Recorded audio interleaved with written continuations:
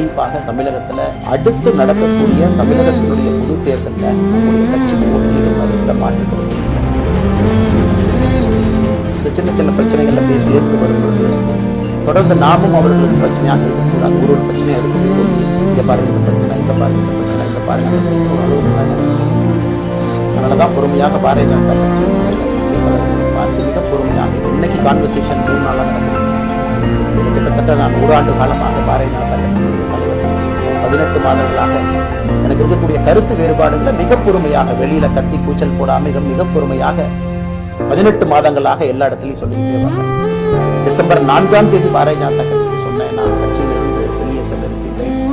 இன்னைக்கே உங்களை நான் தயார்படுத்த விரும்புகிறேன். ஆனால் நீங்க நாளைக்கு எடுத்தோம் கௌத்தம் ஒரு முடிவெடுப்பதாக டிசம்பர் 4, 2024 பாரதிய 25 பாரதிய ஜனதா கட்சி சொல்லி தேர்தல் பணியை முடித்துவிட்டு செல்ல வேண்டும் என்று சொல்லியிருந்தார்கள். அதுவும் இந்த கட்சியினுடைய ஒரு உண்மை தொண்டனாக கட்சி சொல்லியிருக்கிறாங்க, தேர்தல் பணியை முடித்துவிட்டு மே கடைசி வரை நம்முடைய பணியை செய்துவிட்டு தான் வெளியே வரும். அடுத்து நாம் என்ன செய்யணும்? அடுத்து அவங்க எல்லாம் பேசிட்டோம், படத்தை பேசிட்டோம், இருந்ததை பேசிட்டோம். ஆனந்தமாக